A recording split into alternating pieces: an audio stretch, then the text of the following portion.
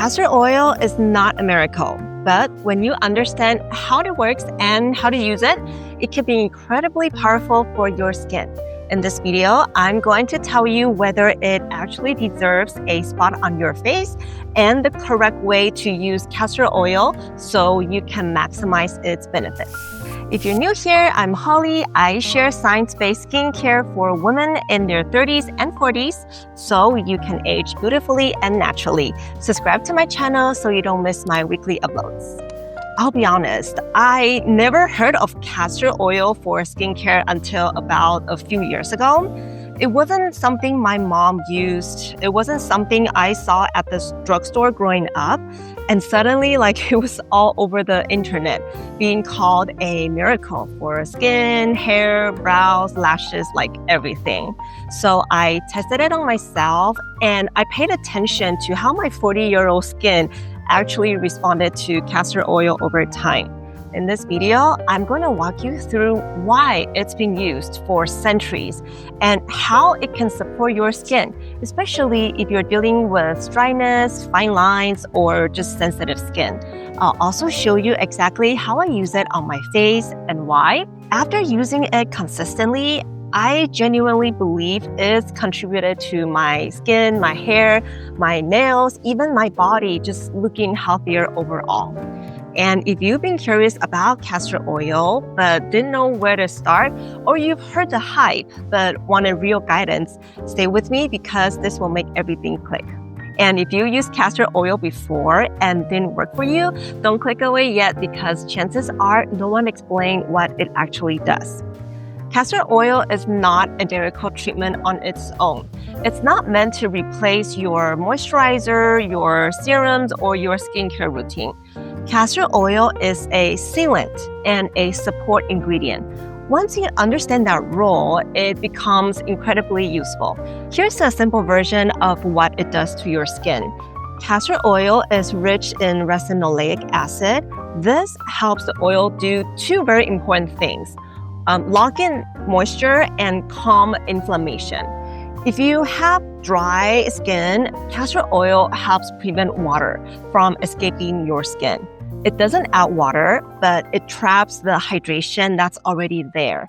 That's why people who use castor oil correctly notice a softer, more hydrated skin over time. If you have oily or combination skin, and this is where people get scared because castor oil is like a very thick oil, but castor oil is not going to clog pores when used properly. And because it helps reduce inflammation, it can actually help calm the redness and irritation that acne or oily skin types often struggle with. Castor oil also contains antioxidants, which help to protect your skin from the damage that causes aging, dullness, and loss of firmness. And one of the most interesting things I've learned is that castor oil has anti-inflammatory and antimicrobial properties. That's why it's been used for decades in creams, ointments, and even medical wound care products. Not because it heals everything magically, but because it creates this calm, protected environment for our skin to repair itself. Here's a mistake that ruins castor oil for some people. I see online that people would just put undiluted castor oil on dry skin, but you have to remember, castor oil is occlusive. That means it seals. If you put it directly on bare, dry skin, you're sealing in dryness. That's why some people say castor oil made their skin tighter and itchier. And I learned this the hard way. When I first tried castor oil, I applied it straight to my back of my hands, and my skin just felt really heavy and not great. That was when I realized the problem wasn't castor oil. It was how I was layering it. So to maximize the benefits of castor oil, the right way to use it on your face is to use castor oil in the last step of your skincare routine, or just mix a drop in your moisturizer. Think of your skincare routine like a sandwich. Your skin needs a water-based hydration first, then the nourishment like your serums, and then you're gonna seal everything in. And the sealing is where castor oil comes in. Here's how I do it. So after I wash my face, I apply a hydrating product. And this could be a toner, an essence, a serum, or a moisturizer. Something with water-loving ingredients like glycerin, hyaluronic acid, or ceramides. This step gives your skin the hydration it actually needs.